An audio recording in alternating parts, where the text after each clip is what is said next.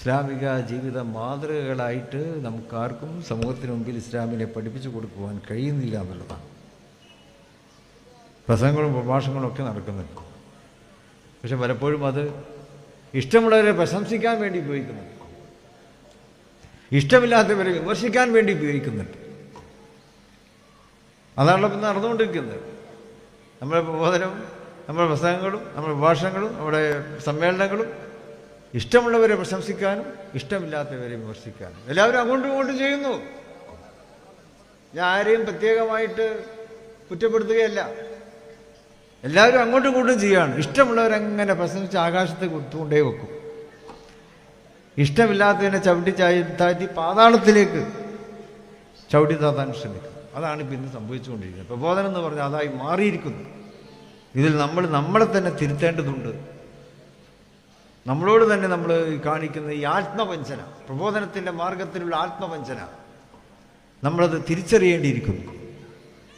നമ്മുടെ സമയങ്ങളും നമ്മുടെ അധ്വാനങ്ങളും നമ്മുടെ സമ്പത്തും പ്രബോധത്തിൻ്റെ പേരിലുള്ള ആത്മവഞ്ചനയിലേക്ക് നമ്മളിങ്ങനെ ഇല്ലാതാക്കിക്കൊണ്ടിരിക്കുകയാണ്. ഇവിടെ ഒരു തിരുത്താൻ നമ്മൾ തയ്യാറാകേണ്ടതുണ്ട്. സോഷ്യൽ മീഡിയയിൽ നമ്മൾ അരങ്ങാടുന്നുണ്ടല്ലോ. ഒരു കാര്യം ഞാൻ നിങ്ങളെല്ലാവരും ഓർമ്മിക്കുവാൻ ശ്രമിക്കുകയാണ്. നമ്മളെല്ലാവരും സോഷ്യൽ ഓഡിറ്റിങ്ങിന് വിധേയമാണ് എന്നുള്ളതാണ്. അത് നമ്മൾ മറന്നു പോകുന്നുണ്ട്. സോഷ്യൽ മീഡിയയിൽ തർക്കുമ്പോഴും സമ്മേളനങ്ങളിൽ ഇങ്ങനെ അങ്ങോട്ടും ഇങ്ങോട്ടും കുറ്റപ്പെടുത്തുമ്പോഴും സമൂഹം എന്ന് പറയുന്ന ഒരു വിഭാഗം കൂടി ഉണ്ട്, അത് കേൾക്കുന്നുണ്ട് എന്ന് നമ്മൾ മനസ്സിലാക്കണം. ആ സമൂഹം നമ്മൾ സോഷ്യൽ ഓഡിറ്റിങ്ങിന് വിധേയമാക്കുന്നുണ്ട്. നമ്മളത് മറന്നു പോവുകയാണ്. നമ്മളെല്ലാ ഓഡിറ്റിനും അതീതരാണെന്ന് ചിന്തിക്കുന്നു. പക്ഷെ സമൂഹം നമ്മെ സോഷ്യൽ ഓഡിറ്റിന് വിധേയമാക്കുന്നുണ്ട്. ആ സമൂഹത്തെ ഒരിക്കലും തന്നെ നമുക്ക് അവരെ കബളിപ്പിക്കുവാൻ സാധിക്കുകയില്ല. നമ്മളത് തിരിച്ചറിയണം. അത് തിരിച്ചറിയാതെ പോകുമ്പോൾ സമൂഹത്തിന് മുമ്പിൽ അത് അരോചകമായി തോന്നും. നമുക്ക് വിചാരിക്കും എല്ലാവർക്കും നമ്മളിങ്ങനെ അരങ്ങ് തകർക്കുമ്പോൾ എല്ലാവരും അത് ഇഷ്ടപ്പെടുന്നുണ്ട് എന്നുള്ളത്. എന്നാൽ സോഷ്യൽ ഓഡിറ്റിന് വിധേയമാക്കുന്ന സമൂഹം പലപ്പോഴും അവർക്ക് ഇതൊക്കെ അരോചകമായിട്ടാണ് തോന്നുന്നത്. നമ്മളതൊക്കെ തിരിച്ചറിയേണ്ടതുണ്ട്. നമ്മുടെ വാക്കും നമ്മുടെ പ്രവൃത്തിയും നമ്മുടെ ഉത്ബോധനങ്ങളും നമ്മുടെ വാദങ്ങളും പ്രതിവാദങ്ങളും ഇതൊക്കെ സമൂഹത്തിന് അരോചകമായി തോന്നുന്നു. വാസ്തവത്തിൽ അങ്ങനെയല്ല വേണ്ടത്. സമൂഹത്തിന് സ്വീകാര്യമാകുന്ന രീതിയിൽ നമ്മുടെ പ്രബോധനം, നമ്മുടെ വാക്കുകൾ, നമ്മുടെ വാദങ്ങൾ, നമ്മുടെ പ്രതിവാദങ്ങൾ സമൂഹത്തിന് സ്വീകാര്യമാകുന്ന രീതിയിൽ നമ്മൾ അവതരിപ്പിക്കണം. അതിന് കാരണം അത് അപ്പോൾ സത്യസന്ധമായിരിക്കണം എന്നുള്ളതാണ്. നമ്മുടെ പ്രവൃത്തികൾ, നമ്മുടെ വാക്കുകൾ, നമ്മുടെ സംഭാഷണങ്ങൾ ഇതൊക്കെ സത്യസന്ധമാകുമ്പോഴാണ് സമൂഹത്തിനത് സ്വീകാര്യമാകുന്നത്. അതിന് വിപരീതമാകുമ്പോൾ സമൂഹത്തിനത് അരോചകമാകും. അത് നമ്മളോട് ചെയ്യുന്ന വഞ്ചനയാണ്, ആത്മവഞ്ചനയാണ്, സമൂഹത്തോട് ചെയ്യുന്ന വഞ്ചനയാണ്. പ്രബോധനത്തിൻ്റെ പേരിൽ ആ വഞ്ചനയ്ക്ക് നമ്മൾ നിന്ന് കൊടുക്കരുത്. തിരുത്താൻ തയ്യാറായിക്കൊണ്ട് നമ്മുടെ സച്ചരിതരായ മഹാത്മാക്കൾ നമുക്ക് കാണിച്ചു തന്ന ജീവിത മാതൃകയിലേക്ക് തിരിഞ്ഞു നോക്കിക്കൊണ്ട് അതിനെ ജീവിതത്തിൽ പകർത്തി ഇസ്ലാമിൻ്റെ ജീവിത മാതൃകകളായി മാറുക. മുമ്പ് ഇതൊക്കെ ഉണ്ടാക്കിയത് ഗ്രന്ഥങ്ങളൊന്നും ഇല്ലാത്ത കാലത്താണ്. ഇപ്പം മാലിക് ദീനാർ അദ്ദേഹത്തിൻ്റെ കാലത്താണല്ലോ ഇസ്ലാം കേരളത്തിലേക്ക് വരുന്നത്. മാലിക് ദീനാറും സംഘവും റളിയല്ലാഹു അവരൊക്കെ കേരളത്തിൽ വരുമ്പോൾ അവരെ കണ്ടുകൊണ്ടാണ് കേരളത്തിലെ ജനങ്ങൾ പഠിക്കുന്നത് എന്നുള്ളതാണ്. അതല്ലാതെ അവർ ഖുർആൻ കൊണ്ടല്ല അവർ വന്നത്. ഖുർആൻ അവരുടെ ജീവിതത്തിലും അവരുടെ മനസ്സിലും ഉണ്ടായിരുന്നു. ഖുർആൻ അവരുടെ ജീവിതത്തിലാണ് ഉണ്ടായിരുന്നത്. ഉസ്മാൻ റളിയല്ലാഹുവിൻ്റെ കാലഘട്ടത്തിലാണല്ലോ ഖുർആൻ ഗ്രന്ഥമായിട്ട് തന്നെ അച്ചടിക്കപ്പെടുന്നത്. സ്വാഭാവികമായും യാത്രികരും സഞ്ചാരികളും ഒക്കെ അങ്ങനെ ഗ്രന്ഥങ്ങളുണ്ടാകുമ്പോൾ ആ ഗ്രന്ഥങ്ങളുമായിട്ട് സഞ്ചരിക്കും. പക്ഷെ ഒരു ഗ്രന്ഥങ്ങളും ഇല്ലാത്ത കാലത്താണ് മാലിക് ദീനാർ റളിയല്ലാഹു സംഘവും കേരളത്തിലേക്ക് പ്രബോധനത്തിന് തന്നെ വന്നത്. അപ്പോൾ പ്രബോധനം എന്തായാലും അവരുടെ ജീവിതം തന്നെയായിരുന്നു പ്രബോധനം. അവരുടെ ജീവിതമാണ് പ്രബോധനമായിട്ട് കേരളത്തിലെ മുസ്ലിങ്ങൾക്ക് അവർ നൽകിയത്. കേരളത്തിലെ മുസ്ലിങ്ങൾക്കല്ല, കേരളത്തിലെ സമൂഹത്തിന് അവർ നൽകിയത്. അപ്പോൾ അവരുടെ ജീവിതം തന്നെ മാതൃകയായി പ്രബോധനമായി അവതരിപ്പിക്കപ്പെട്ടപ്പോൾ അതിലാകൃഷ്ടരായിട്ട് കേരളീയർ ഇസ്ലാമിക ജീവിതത്തിലേക്ക് കടന്നു വന്നു എന്നുള്ളത് തന്നെയാണ്.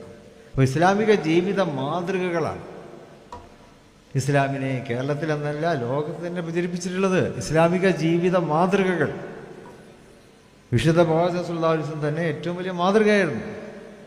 ഉസ്വത്തുൻ ഹസന എന്ന് പരിശുദ്ധ ഖുർആൻ റസൂൽ കരീം സല്ലല്ലാഹു അലൈഹി വസല്ലമയുടെ ജീവിതത്തെ വിശേഷിപ്പിക്കുന്നുണ്ട്. ഉത്തമമായിട്ടുള്ള ഒരു സ്വഭാവത്തിൻ്റെ സവിശേഷ സ്വഭാവത്തിൻ്റെ ഉടമയായിരുന്നു പരിശുദ്ധ പ്രവാചകൻ സല്ലല്ലാഹു അലൈഹി വസല്ലം.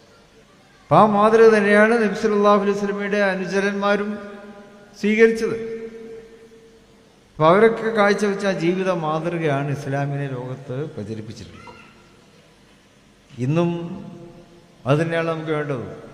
ഇസ്ലാമിക ജീവിത മാതൃക എന്ന് പറയുമ്പോൾ നബി സല്ലല്ലാഹു അലൈഹി വസല്ലമയുടെ ജീവിതമാണ്. നബി സല്ലല്ലാഹു അലൈഹി വസല്ലമയുടെ ജീവിതം മുന്നോട്ട് വെച്ചിട്ടുള്ള സ്നേഹം, കരുണ, സാഹോദര്യം, അനുകമ്പ, അതുപോലെ തന്നെ പരസ്പര ബഹുമാനം, ഈ മൂല്യങ്ങൾ തന്നെയാണ് ഇസ്ലാമിക ജീവിത മാതൃക എന്ന് പറയുന്നത്. ആ ഇസ്ലാമിക ജീവിത മാതൃകകളാണ് കഴിഞ്ഞ കാലങ്ങളിലെ നേതാക്കന്മാർ, കഴിഞ്ഞ കാലങ്ങളിലെ പ്രബോധകന്മാർ, പണ്ഡിതന്മാരൊക്കെ തന്നെ നമുക്ക് കാഴ്ചവെച്ച് തന്നിട്ടുള്ളത്. അവരങ്ങനെ അതൊക്കെ ചെയ്തു. അങ്ങനെ പിന്നീട് ഗ്രന്ഥങ്ങളുണ്ടായി, ഗ്രന്ഥശേഖരങ്ങളുണ്ടായി, എഴുത്തുണ്ടായി, വായനയുണ്ടായി, കിതാബുകളുണ്ടായി, പാഠശാലകളുണ്ടായി, ദർസുകളും കോളേജുകളും എല്ലാം ഉണ്ടായി. വളരെ സമ്പന്നമായ ഒരു പ്രബോധക തലം തന്നെ ഇപ്പോൾ കേരളത്തിലൊക്കെ ഉടലെടുത്തു എന്നുള്ളതാണ്. പക്ഷേ അവിടെ നമ്മൾ ഒരു ആത്മവിമർശനം നടത്തി നോക്കുമ്പോൾ നമുക്ക് മനസ്സിലാകുന്നത് എന്താണ്? ഗ്രന്ഥങ്ങളുണ്ട്, പാഠശാലകളുണ്ട്, പഠിപ്പിക്കുന്നവരുണ്ട്, പഠിക്കുന്നവരുണ്ട്, ഒക്കെ ഇതെല്ലാം കൊണ്ട് വളരെ സമ്പന്നമാണ്. പക്ഷേ ജീവിത മാതൃകകൾ ഇല്ലാതായിക്കൊണ്ടിരിക്കുന്നു എന്നുള്ളതാണ്. അറിവിൻ്റെ സ്രോതസ്സൊക്കെ ഇഷ്ടം പോലെ ഉണ്ട്. ഇപ്പോൾ നമ്മുടെ കയ്യിലുള്ള മൊബൈൽ തന്നെ അറിവിൻ്റെ ഏറ്റവും വലിയ സ്രോതസ്സാണല്ലോ. ഏതറിവും, ഏത് ഗ്രന്ഥവും, ഏത് കിതാബും തർജ്ജമ ചെയ്ത് പഠിക്കാൻ ഉള്ള ആപ്പും അതിൻ്റെ കാര്യങ്ങളൊക്കെ മൊബൈലിലുണ്ട്, ഓരോരുത്തരുടെ കൈകളിലുമുണ്ട്. അപ്പോൾ ഇസ്ലാമിക പലതരം സ്രോതസ്സുകളൊക്കെ കൂടിയിരിക്കുന്നു. പക്ഷേ ഇസ്ലാമിക ജീവിത മാതൃകകൾ എവിടെയോ നമ്മൾ മറന്നു വെച്ച് പോകുന്നു എന്നുള്ളതാണ്. മഹാനായ മാനുസ്ലിയൊക്കെ പോലെയുള്ളവർ ഓർമ്മിക്കുന്ന ഇത്തരം സദസ്സുകളിലും ഇത്തരം വേദികളിലും അവരൊക്കെ നമുക്ക് കാഴ്ചവെച്ച ഇത്തരം പ്രസ്ഥാനങ്ങളിൽ നിന്നൊക്കെ നമ്മൾ മനസ്സിലാക്കേണ്ടത് ആ മഹാന്മാരെ നമ്മൾ മാതൃകയാക്കുക എന്നുള്ളത് തന്നെയാണ്. അവരൊക്കെ യഥാർത്ഥ ഇസ്ലാമിക ജീവിത മാതൃകയായിരുന്നു. ഇന്ന് പക്ഷേ ആ മാതൃക പോയി. ഇതൊക്കെ നമ്മൾ പ്രബോധനം കേവലം ഗ്രന്ഥങ്ങളിൽ മാത്രം ഒതുങ്ങുന്നു എന്നുള്ളതാണ്. നമ്മൾ പഠിക്കുന്ന ഗ്രന്ഥങ്ങളിൽ ഒതുങ്ങുന്നു, നമ്മൾ സ്രോതസ്സായി കാണുന്ന മൊബൈലിൽ ഉള്ളിൽ ഒതുങ്ങുന്നു. മൊബൈലിൽ നിന്ന് നമ്മൾ മനസ്സിലാക്കുന്നതിനെ നമ്മൾ പഠിക്കുന്നില്ല, മനഃപ്പാഠമാക്കുന്നില്ല, ജീവിതത്തിൽ പകർത്തുന്നില്ല. നമ്മളതൊക്കെ ഇങ്ങനെ കണ്ണോടിച്ചുകൊണ്ട് പോകുന്നു എന്ന് മാത്രം. അറിവിൻ്റെ സ്രോതസ്സുകളെ നമ്മൾ കേവലം ഒരു നോക്കുകുത്തിയായി വെക്കുകയാണ്. അറിവിൻ്റെ സ്രോതസ്സുകളെ ഉൾക്കൊള്ളുക എന്നുള്ളതാണ്. അപ്പോഴേ നമുക്ക് ജീവിത മാതൃകകളാകുവാൻ സാധിക്കുകയുള്ളൂ. ആ ജീവിത മാതൃകകളാകുമ്പോഴാണ് നമുക്ക് യഥാർത്ഥ പ്രബോധനത്തിൻ്റെ രീതിയും രീതിശാസ്ത്രവും ശൈലിയുമൊക്കെ സമൂഹത്തിന് സമർപ്പിച്ചു കൊടുക്കുവാൻ കഴിയുകയുള്ളൂ. ഇന്നിപ്പോൾ ഇസ്ലാം വിമർശിക്കപ്പെടുന്നുണ്ട്, സ്വാഭാവികമാണ്. ഇസ്ലാം വിമർശിക്കപ്പെടുന്നത് എന്തുകൊണ്ടാണ്? യഥാർത്ഥ ഇസ്ലാമിക മാതൃകകൾ ഇവിടെ ലോകത്തിന് സമർപ്പിച്ചു കൊടുക്കുവാൻ നമുക്ക് കഴിയുന്നില്ല എന്നുള്ളത് കൊണ്ടാണ്. ഇസ്ലാമോഫോബിയ എന്ന പേരിൽ ഇസ്ലാമിനെ നിരന്തരമായി ആക്രമിക്കുന്ന ലോബികളുണ്ട്. അവരതിന് വിജയിക്കുന്നു. കാരണം യഥാർത്ഥ ഇസ്ലാമിക ജീവിത മാതൃക അവരുടെ മുമ്പിൽ നമുക്ക് വെച്ചു കൊടുക്കുവാൻ കഴിയുന്നില്ല എന്നുള്ളത് കൊണ്ടാണ്. വിമർശിക്കുന്നവർക്ക് മുമ്പിൽ എന്താണ് യഥാർത്ഥ ഇസ്ലാം എന്ന് നമുക്ക് കാഴ്ചവെച്ചു കൊടുക്കാൻ പറ്റുന്നില്ല. ഇസ്ലാമോഫോബിയ പ്രചരിപ്പിക്കുന്നവർക്ക് മുമ്പിൽ ഇസ്ലാം ഏറ്റവുമേറെ സ്വീകരിക്കപ്പെടേണ്ട ഒരു പ്രസ്ഥാനമാണ്, ഒരു പ്രത്യയശാസ്ത്രമാണ് എന്ന് നമ്മൾ പ്രസംഗിക്കും, നമ്മൾ എഴുതും, ഗ്രന്ഥങ്ങളുണ്ടാക്കും. പക്ഷെ അതുപോരാ. എഴുത്തും പ്രസംഗവും ഗ്രന്ഥവും ഒന്നും ഇല്ലാത്ത കാലത്ത് ജീവിത മാതൃകകളിലൂടെ പ്രബോധനം സൃഷ്ടിച്ച ചരിത്രവും പാരമ്പര്യമുള്ളവരുമാണ് നമ്മൾ. പക്ഷെ നമ്മളത് മറക്കുന്നു. നമ്മൾ ഗ്രന്ഥങ്ങളിൽ മാത്രം, എഴുത്തിൽ മാത്രം, പ്രഭാഷണങ്ങളിൽ മാത്രം അത് ഒതുക്കുകയാണ്.